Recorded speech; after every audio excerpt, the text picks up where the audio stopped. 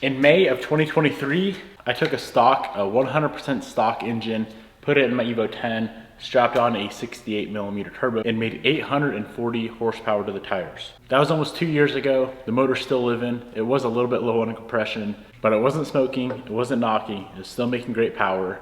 Today, we're gonna completely tear this thing down, and I wanna see truly if it was a stock motor, as I did buy it from a wrecking yard.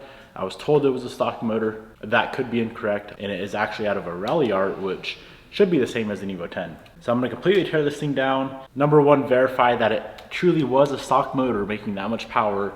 And number two, we need to get this thing ready to be completely rebuilt for the Evo 10 that is going home to one of you guys. So let's get started. We're gonna start out with pulling off the turbo kit, pretty much all the accessories. So we've gotta get the turbo kit off, the intake manifold off, starter, everything on the serpentine belt side. And what I want to do, this is going to be a little bit different, is I want to just run a continuous video throughout the whole thing, provided my camera and battery doesn't die, so you guys can truly see that I'm not swapping a motor out for a different motor as I'm tearing this thing apart. Not that you guys don't believe me. I know some people on the internet clearly, and for good cause, did not believe that this was a stock motor. But for all the OGs on the channel, I know you believe me when I say it was a stock motor. So without further ado, let's start popping some accessories off the motor. If you guys did not know, this car is going home to one of you boys. Every $3 you spend on the website is one entry. And if you do not want the car, the winner can also choose $20,000 in cash.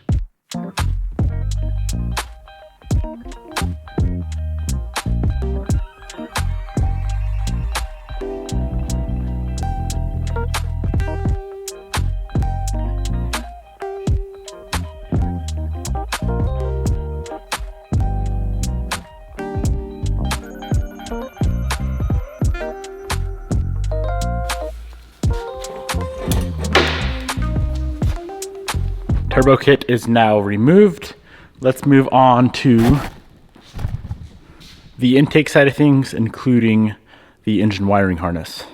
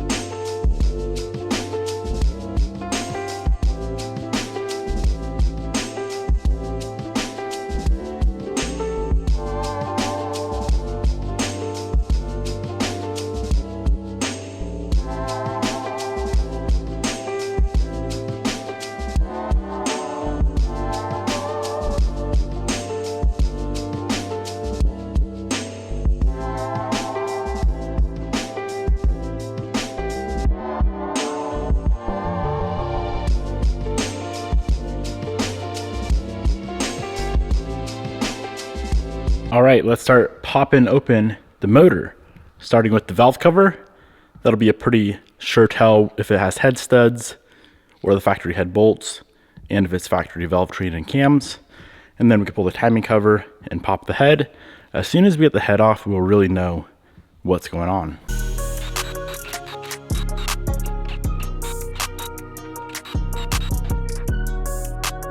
Man, if this thing has factory head bolts, we can be rest assured it is stock. Can y'all see in there? See the factory Torx head? Indeed does have factory head bolts. Clearly stock camshafts. Let's pop off the timing cover and get this head off as well.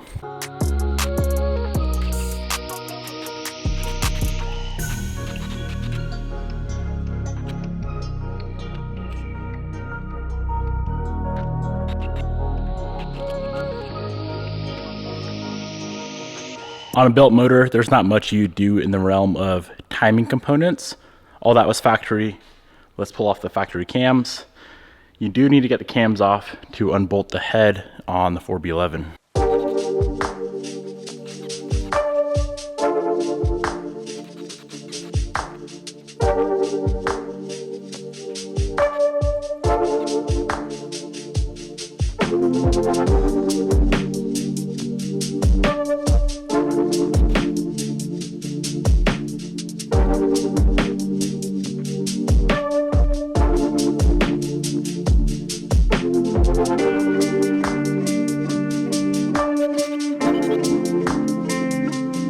Alrighty, here is the moment of truth. It does have stock head bolts, which probably means it has stock pistons and rods.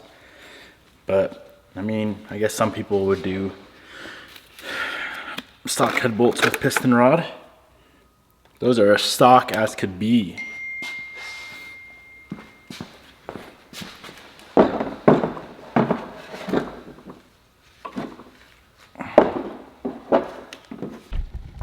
Look at the beautiful cylinder walls. I don't see anything funny going on with the pistons.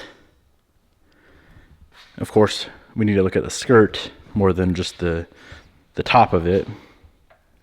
But those are indeed factory pistons. All right, next up, we're gonna flip this motor over, pop the oil pan off, pop the girdle off. As soon as we get the pan off, we'll know if they're stock rods. At this point, you can be rest assured that this is a 100% factory motor. But let's verify.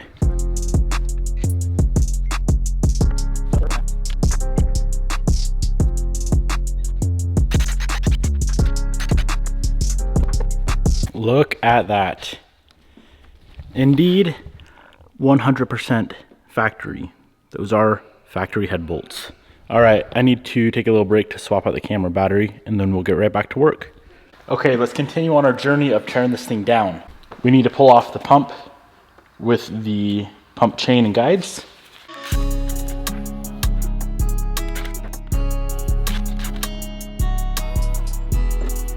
Now the girdle comes off. There's, I think, 5 more bolts for the girdle to come off. Now, if you remember yesterday when we pulled the motor, before I put it on the engine stand, we already pulled the rear main seal off, which bolts the two together. So thankfully that's already off.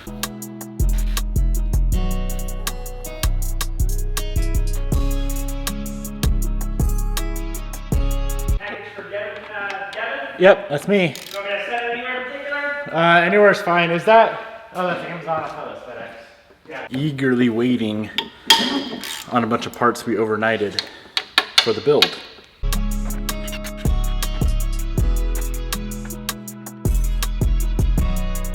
All right, here's another look at the factory pistons and rods. Of course, a factory crankshaft as well.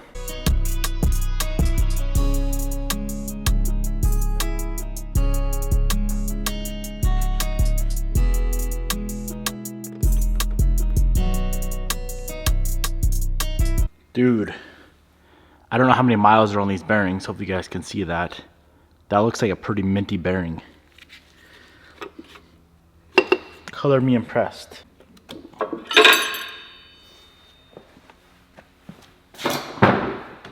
Alrighty, now the fun part.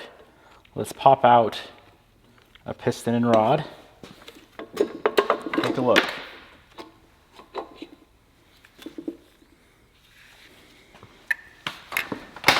Here's piston and rod at hole number 1.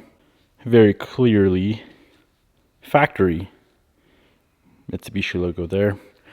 The funny thing is I don't really see anything going on here. Obviously cylinder 1 did have low compression, but then again, these guys right here, the rings, if those aren't sealing all the way from just use overall, wear, mileage, you'll start to lose compression over time. Well, there it is, my friends. Evo 10 motor is fully torn down. Cylinder walls look great. But I think the coolest thing is, man, these guys right here, somehow that is straight. I don't know how that maintained its straightness with all of the beating that we did on this car. Pistons all look good. Here's the crankshaft. Everything looks beautiful. Now I'm going to be 100% honest with you guys. If I was keeping this car and not giving it away, I would have left the stock motor in, even though it had low compression.